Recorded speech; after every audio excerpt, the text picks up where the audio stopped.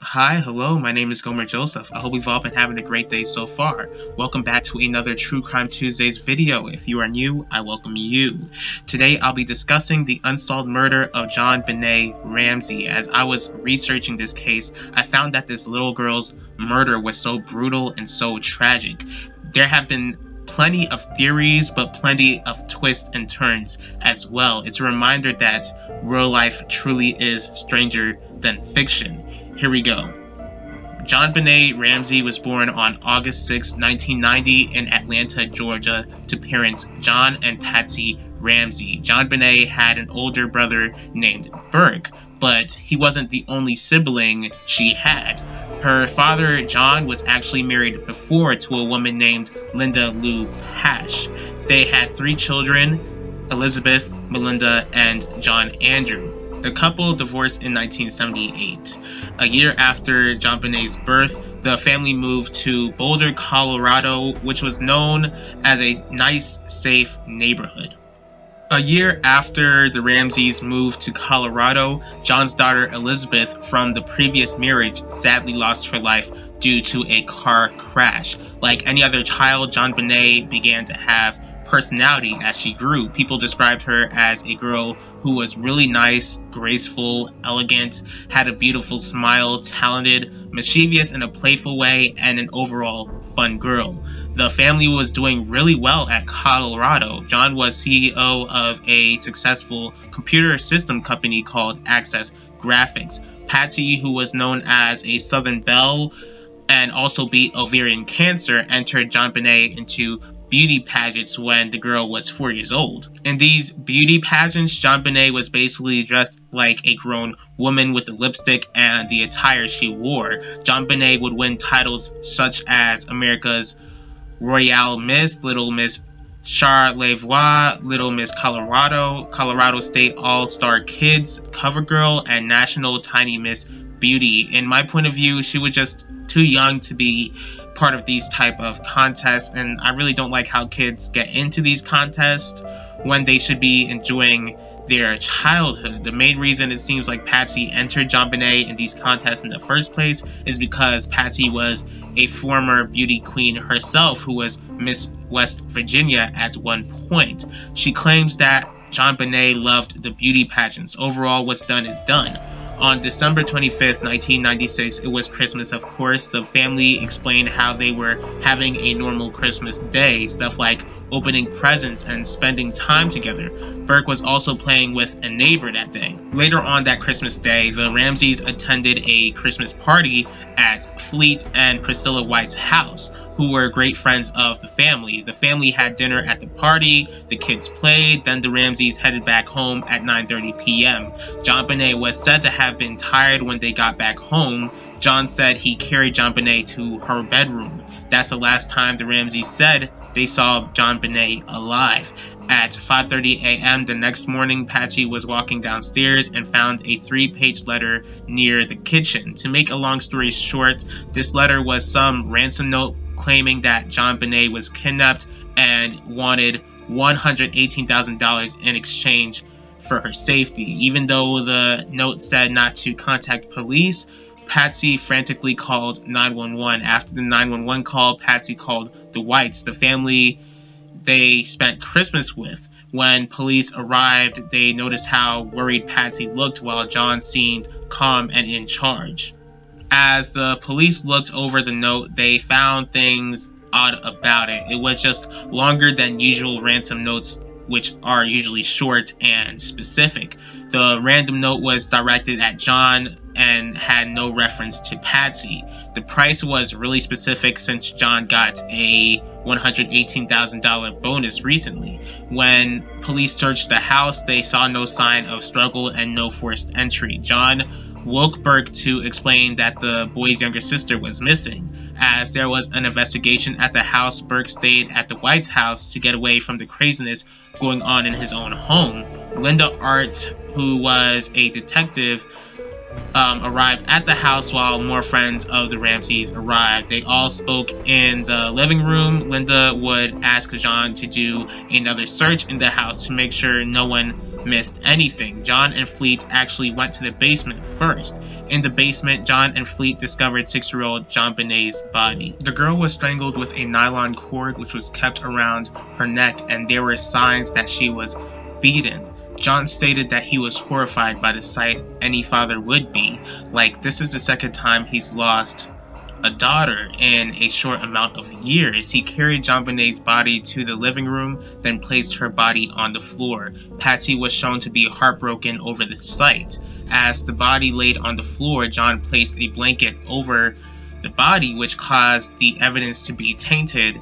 Early on in the investigation, what police couldn't understand was why someone would have a ransom note when JonBenét was already dead. Since her body was found, the kidnapping investigation quickly turned into a homicide investigation. Soon after the investigation began, John and Patsy hired lawyers and PR people to help craft statements.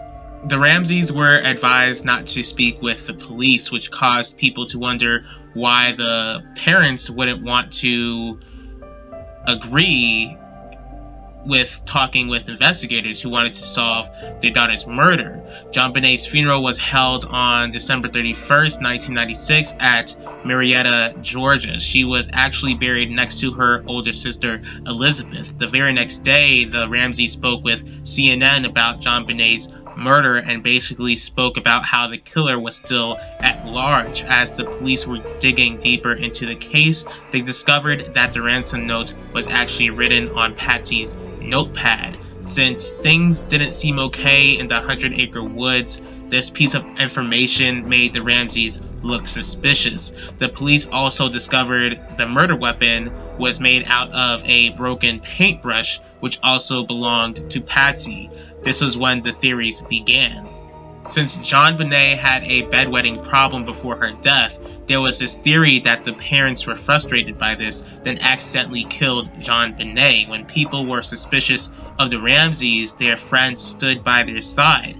After the autopsy was done, it was discovered that JonBenét was strangled, her mouth was duct taped, hands were bound, her skull was fractured, and she was raped. Another theory was that John raped JonBenét, but the autopsy didn't show any previous sexual assault. Lou Smith was an investigator assigned to the case by the district attorney. As he was looking into the case, he believed that someone did in fact break into the Ramsey house through the basement window. There were clues such as a scuff mark on the basement wall, leaves and debris on the floor, the suitcase was under the window, and from what John stated, it usually wasn't there. There was also glass found on top of the suitcase, and Lou Smith believed the suspect stood on top of the suitcase to leave the house.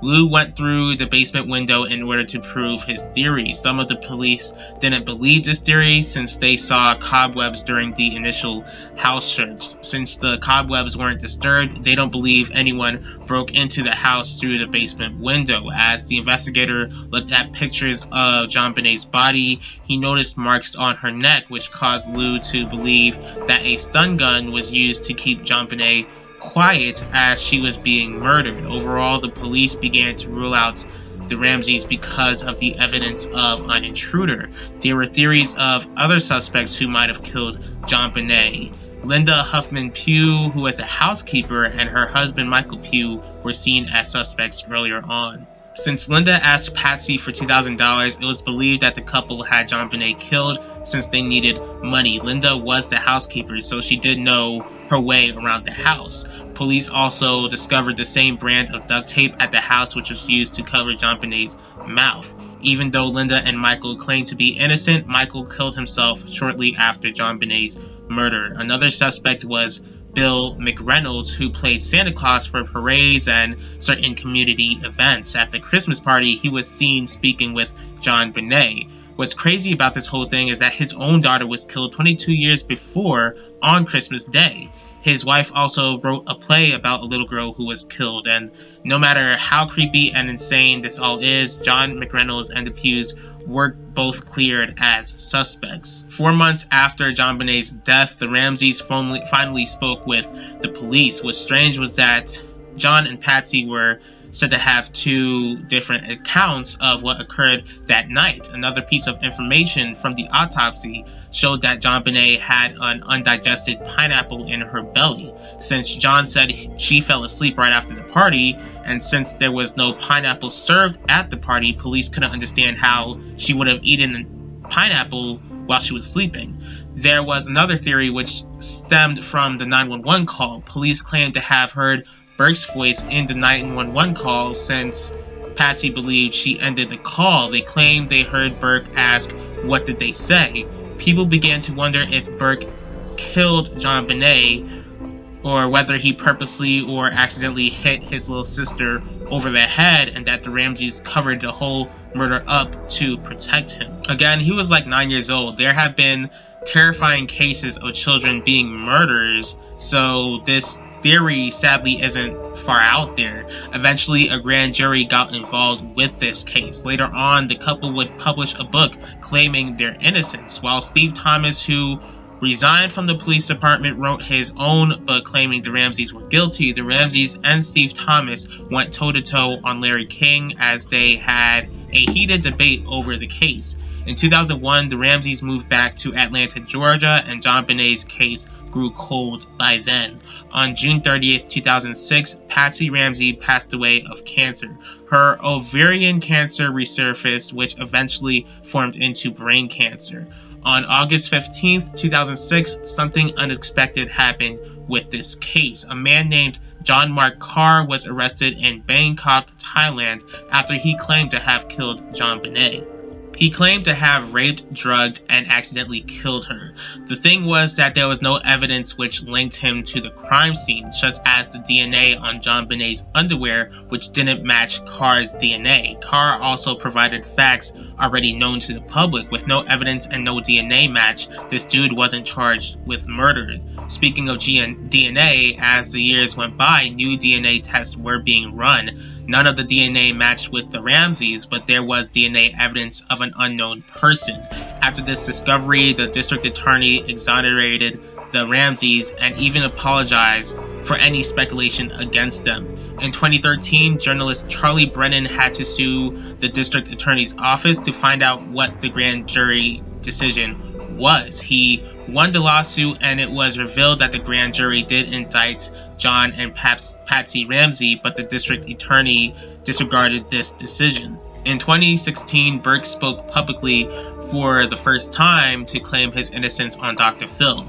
That's pretty much all the information I gathered from this case. Despite all the craziness which surrounds it, one unfortunate fact remains. A 6-year-old girl spent her last moments on Earth being tortured before she was brutally murdered. To this day, her case hasn't been solved. Even though we don't know what happened that night, someone does. Most of all, God knows. Since I'm a born-again Christian, I must say that the God that I serve, the God of the Bible, is a God of justice, and he will make sure that justice is served.